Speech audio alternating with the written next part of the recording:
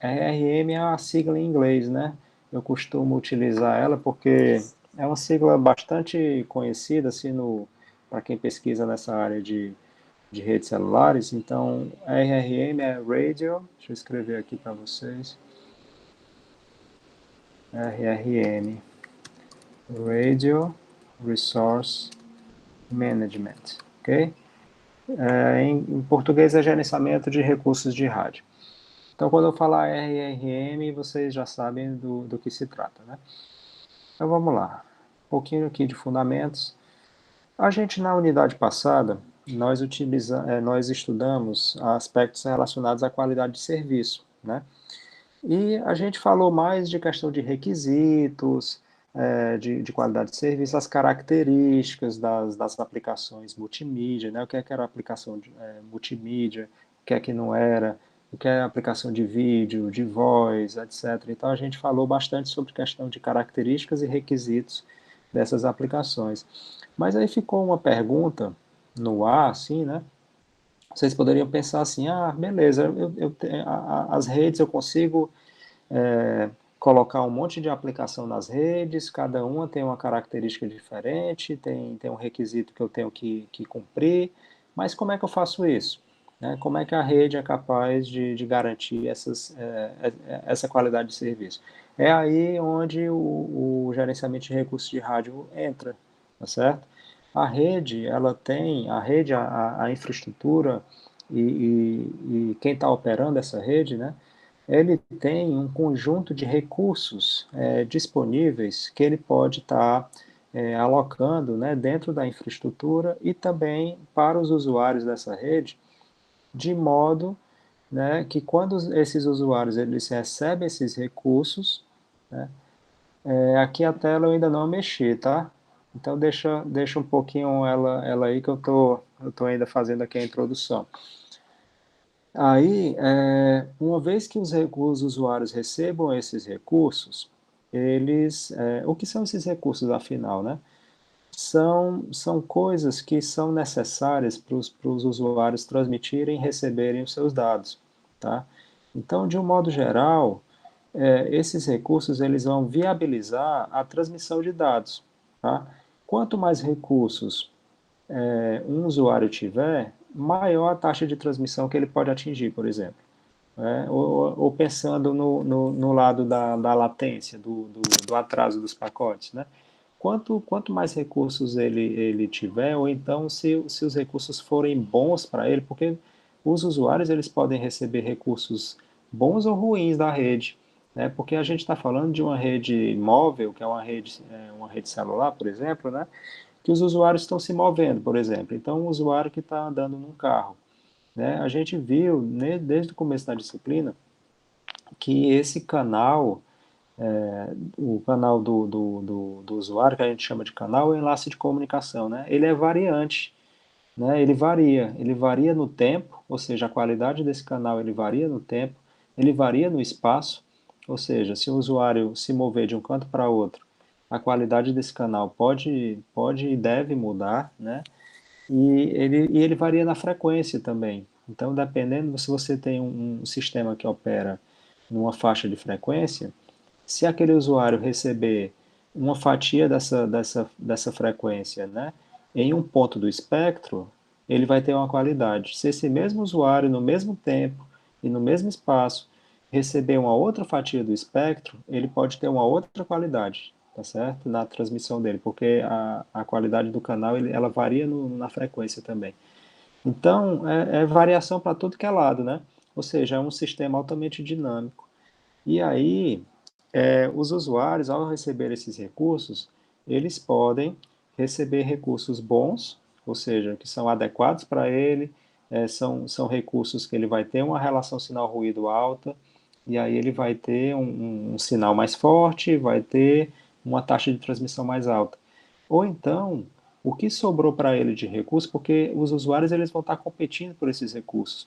Né? A gente está falando de um canal que é um canal de difusão, é um canal compartilhado, né? Esse espectro eletromagnético que é utilizado pelas redes celulares para fazerem as transmissões, né? Pelas estações rádio base, é um canal compartilhado, né? Tem um monte de usuário lá embaixo, conectado nas torres, né?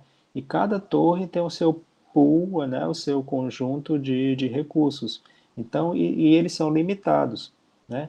Uma vez que você começa a colocar muitos usuários naquela célula, os recursos eles vão se esgotando, tá? Ou eles vão se esgotando pela limitação física mesmo, vai acabando o número de recursos, ou então eles vão se esgotando no sentido que vai aumentando cada vez mais a interferência no sistema. Então, o sistema de terceira geração, que é baseado em CDMA, ele tem essa característica muito importante, né? Ele é um sistema limitado por interferência, né? Ele tem, em teoria, muitos recursos para oferecer para os usuários, só que ele não consegue esgotar todos os recursos de códigos porque ele é limitado antes pela interferência. Então, antes de se esgotar os códigos, a interferência causada pela entrada dos usuários se torna alta demais e aí o sistema começa a perder qualidade, tá? Então, é uma característica da terceira geração, que é um sistema limitado por interferência. É diferente da segunda e da quarta, por exemplo, que são sistemas mais baseados na divisão do tempo e da frequência, né? O FDMA e o TDMA. Tá? E a terceira geração é CDMA. Então, como eu estava dizendo, esses recursos que são alocados, eles podem ser ruins para o usuário. O usuário está competindo com outros, né? E se outros tiveram prioridade em relação a ele, eles receberam os recursos primeiro. E aí o recurso que sobra para mim, por exemplo, que estou no final da fila, pode ser um recurso ruim para mim. Eu consigo, para nesse slot de tempo, nessa faixa, nesse canal de frequência, ou nesse código que foi alocado para mim, eu tenha uma relação sinal-ruído ruim, por exemplo, né? O meu sinal chegou fraco por conta de todas essas variações, né, que acontecem no ambiente, né? Então, um sinal fraco, ele acarreta uma relação sinal-ruído mais fraca, né, porque a potência do meu sinal vai ser baixa em relação à potência do ruído, e ainda tem a interferência no meio, né? A interferência ela se soma ao ruído para poder para atrapalhar a detecção do meu sinal, né? E aí você tem sinal lutando contra ruído, lutando contra interferência, né? E aí pode ser que em determinadas situações a minha SNR fique baixa e eu ou não consiga receber nenhum dado, porque a relação sinal-ruído ela está diretamente proporcional à taxa de transmissão que eu consiga, né? Então eu posso receber uma taxa de transmissão muito baixa, tá? E isso ter uma degradação da qualidade do meu serviço. Então, aqueles requisitos de QoS, né, que uma aplicação de multimídia, por exemplo, demanda, né, que eu preciso ter uma taxa de transmissão mais ou menos estável para estar transmitindo o vídeo, né? Vamos pensar aqui numa aplicação de vídeo, né?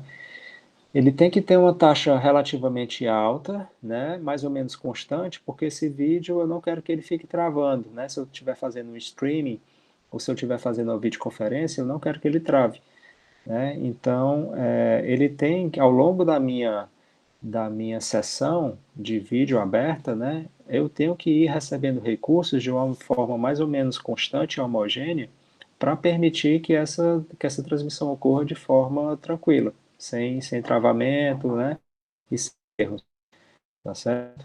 Então é dessa forma que o RRM vai atuar dentro do sistema. Ele tem uma função primordial dentro do sistema, porque é ele quem vai permitir que a qualidade de serviço realmente seja atingida, tá? E aí me digam se está travado ainda. Eu mudei aqui o slide.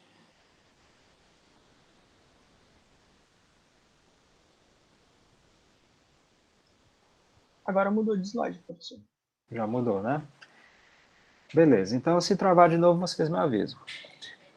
Então, existem diferentes recursos, tá, nos sistemas celulares, né? A aula de hoje eu vou focar principalmente nos sistemas móveis celulares, tá bom?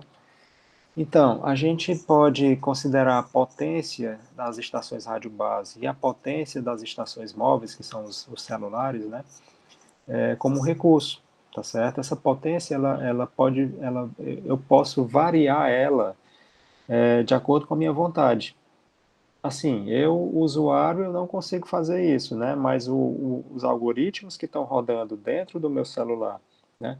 Os algoritmos que estão rodando nos processadores da estação rádio base, eles são feitos de forma, né, a variar essa potência a partir de determinadas situações ou determinadas condições, tá certo? Então, por exemplo, eu falei para vocês que o canal, o enlace de comunicação, né, ele pode variar. Vai ter momentos que ele está bom, vai ter momentos que está ruim, né? Nos momentos que ele está ruim, vocês não acham que seria interessante eu aumentar a minha potência de transmissão para poder contrabalançar esse meu canal ruim? Né? Faz sentido, né? Porque se eu deixar minha potência constante, essa minha variação do canal que degrada, que enfraquece o meu sinal, ele vai me causar problemas, né? Porque lá no receptor vai chegar um sinal bem fraco por conta desse desvanecimento, né? Desvanecimento é o enfraquecimento do sinal, né? Então é interessante nessas situações eu aumentar a minha potência de transmissão para justamente já me antever ao que vai acontecer, né? Eu com a potência de transmissão mais alta, né? Mesmo o canal enfraquecendo o meu sinal, lá na recepção o meu sinal vai chegar numa qualidade aceitável, certo? Então faz sentido a gente variar as potências, tanto das estações radiobares como das estações móveis, né? Um outro recurso que existe são os canais de frequência, né? O sistema celular ele tem uma faixa do espectro que ele funciona, a gente já conversou sobre isso aqui, né? E dentro dessa faixa de espectro, que é a largura de banda do sistema, eu posso dividir, né, essa largura de banda em fatias de frequências menores, né, que a gente chama de canal também, né, um canal de frequência, e esses canais podem ser alocados para os usuários, né? Então, se um usuário tem, vamos supor, pegando um exemplo bem simples aqui, se eu divido a minha largura de banda do meu sistema em 10 canais, né? E se eu der um canal para cada usuário, em tese, né, eu teria 10 usuários simultâneos que poderiam estar transmitindo naquela célula, né? Que a gente sabe que esses canais de frequência eles são reutilizados, né? Uma característica principal das redes celulares é o reuso da frequência, né? A gente já falou sobre isso aqui. Então, cada célula ou cada conjunto de células, ele tem um conjunto de frequências que ele pode usar, mas uma célula vizinha ou uma célula que está um pouquinho distante da minha consegue reutilizar aquela frequência, porque são feitos cálculos, né, para se descobrir qual é essa distância entre as células é, que é adequada, né, porque a interferência que é gerada de uma célula vizinha para outra não é forte o suficiente a ponto de prejudicar a transmissão. Né, então eu posso reutilizar as frequências. Então, esses canais de frequência, eles se tornam recursos. Tá? Se eu tenho 10 canais de frequência na minha célula, eu posso decidir alocar ele para 10 usuários diferentes, eu posso decidir alocar eles, todos os 10 para um usuário só.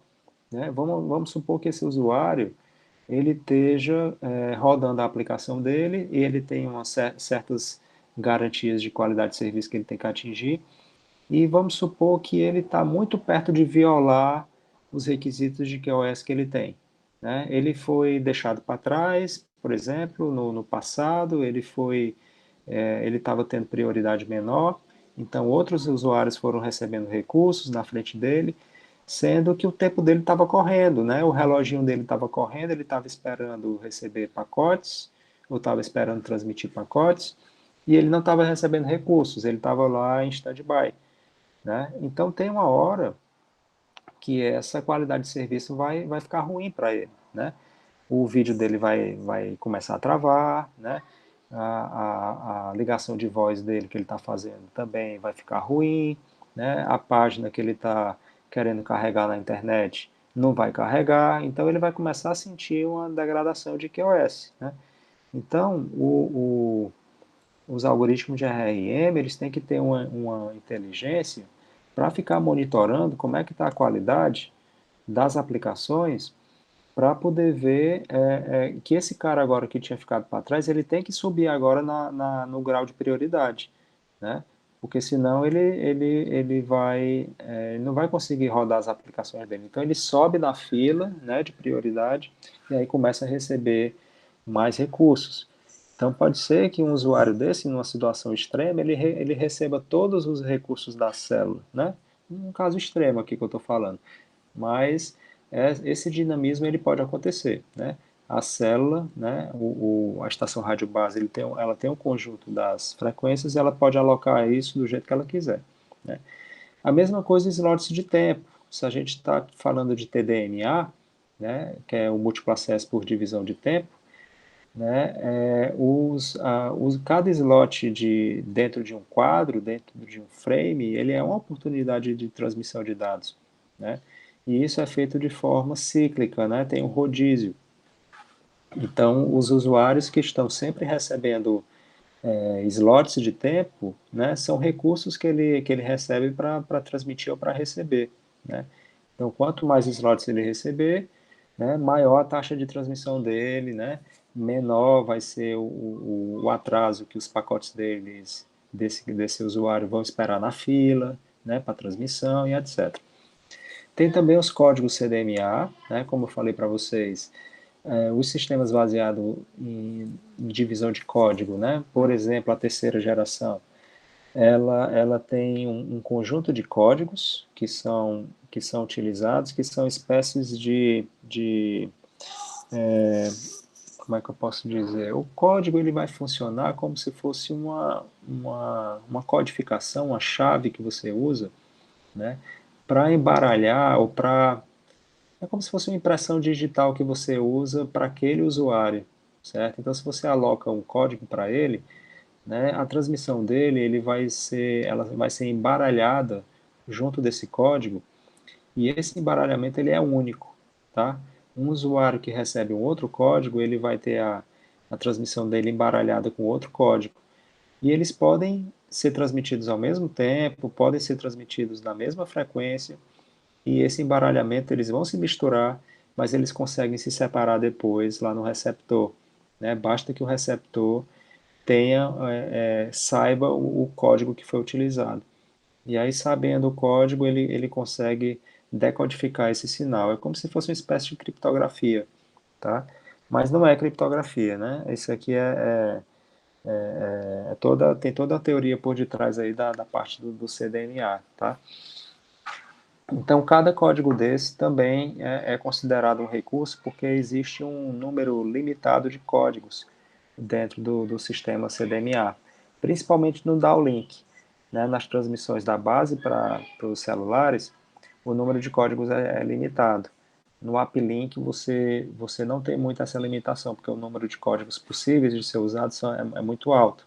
Então, basicamente eles não se esgotam, né? No uplink, o problema maior vai ser a interferência, como eu falei para vocês. Antes dos códigos se esgotarem, a interferência já fica muito alta e já limita o sistema, né? Mas no downlink não, no downlink o número de códigos é mais limitado, aí pode acontecer de faltar código, né? Então precisa que a estação rádio base ela tenha algoritmos para poder gerenciar essa distribuição dos códigos, tá? E aí tem as antenas também. As antenas, se a gente estiver considerando o MIMO, por exemplo, que é uma técnica de múltiplas antenas no transmissor e no receptor, a gente também abre uma outra possibilidade de estudos, porque quando você tem múltiplas antenas, você pode criar feixes espaciais de energia, tá? É o que a gente chama de beamforming, tá? Beamforming, vou escrever aqui caso vocês queiram procurar depois.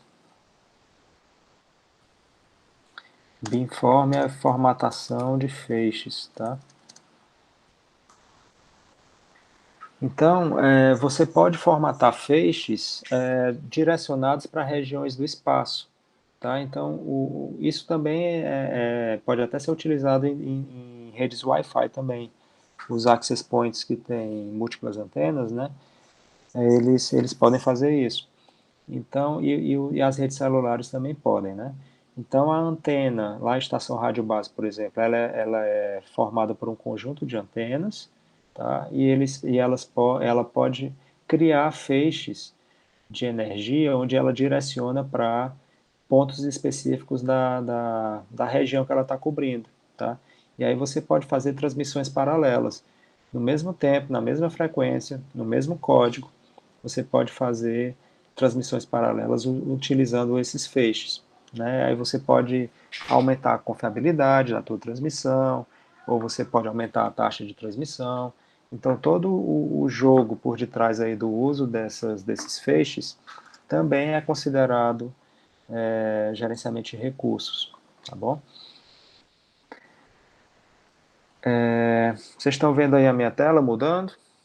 Tá tudo ok?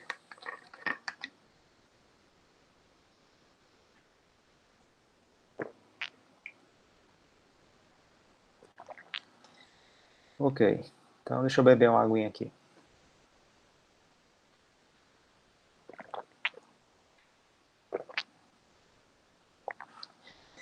Tá. Esse slide aí, ele vai falar da questão da diversidade, tá? Os algoritmos de RRM, eles se baseiam, assim, eles, melhor falando, eles exploram a diversidade que acontece que está presente no sistema, certo? Então, isso tem muito a ver com a questão do dinamismo que eu falei para vocês, do canal radiomóvel, né, do enlace de comunicação sem fio, que o sistema celular ele aproveita, né? Então, se você estiver parado no espaço, né, você estiver na mesma posição geográfica, né, utilizando o mesmo canal de frequência, se você ficar parado sem fazer nada, né, o teu canal ele está variando no tempo, tá certo? Por quê? Porque as ondas que estão se propagando, elas vão refletir, elas vão refratar, elas vão difratar nos obstáculos, e isso causa uma variação da qualidade do sinal que você recebe, tá? Então, essa variação temporal, ela pode ser explorada pelos recursos, pelos algoritmos de gerenciamento de recursos, tá? A diversidade espectral, que é a diversidade de frequência. Se você tiver, se você pegar uma fotografia temporal, ou seja, você tirou uma fotografia, ou seja, você congelou o tempo, né? E você comparar, por exemplo, dois usuários que estão no mesmo ponto do espaço, né? Ao mesmo tempo, ou seja, uma fotografia instantânea, mas utilizando frequências diferentes dentro da faixa de frequências do sistema, eles podem experimentar qualidades de canal diferente, porque o canal de comunicação ele é variante na frequência também. Então, mais uma vez, essa diversidade na frequência pode ser explorada pelos algoritmos. Diversidade espacial é mais tranquilo da gente entender, né? Porque se um usuário está se movimentando, né, de carro, andando, ou se eu estou aqui pertinho da minha estação rádio base e o outro usuário está longe da estação rádio base, lá na borda da célula, né, nós estamos em posições geográficas diferentes. Então, naturalmente, a nossa qualidade, né, do canal vai ser diferente também. Então, mais uma vez, o algoritmo pode se valer dessa diversidade. E tem a própria diversidade multiusuário, né? O que seria essa diversidade multiusuário? É no sentido de que os recursos que existem diferentes usuários conectados a uma dada estação rádio base. Essa estação rádio base ela tem um conjunto de recursos para serem alocados e ela tem a liberdade de escolher qual usuário ela quer priorizar, né? E aí existe N critérios que podem ser utilizados para fazer essa priorização, né? Você pode priorizar, por exemplo, os usuários que estão em melhores condições de transmissão, né?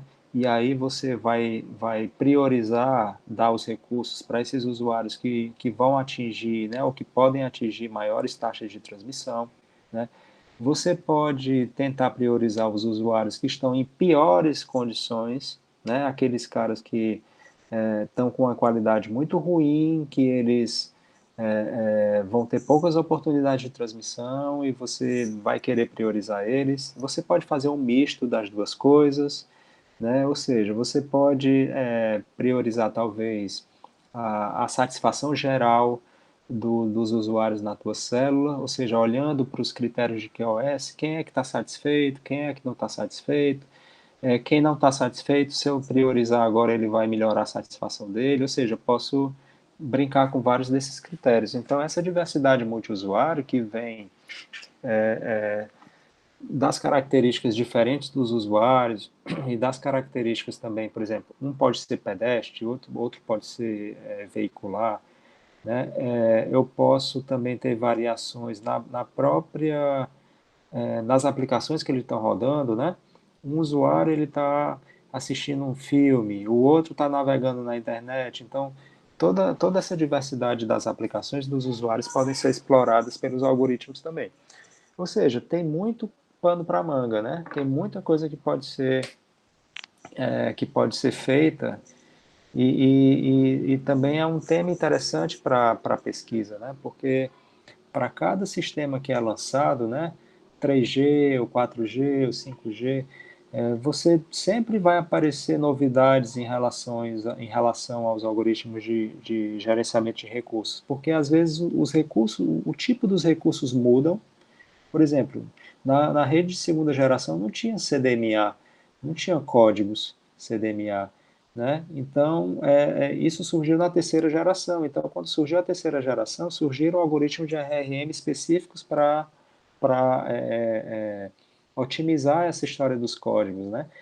E quando você vai para a quarta geração, né, o algoritmo de escalonamento de pacotes da quarta geração ele é bem mais avançado do que o da terceira geração. Então já aparece nuances aí que podem ser exploradas, tá? Quando você entra com MIMO, quando você entra com 5G, que aparece que a faixa de frequências utilizada é uma faixa muito alta, né? E aí você já tem outros problemas que acontecem nessas faixas altas de frequência. No 5G também você tem muito forte a questão da formatação dos feixes, né? E formatação do feixe junto de altas frequências já aparece problemas específicos que precisam ser tratados e resolvidos. Então tem sempre muita coisa para ser estudada. Então é um campo de pesquisa bastante interessante de se estudar.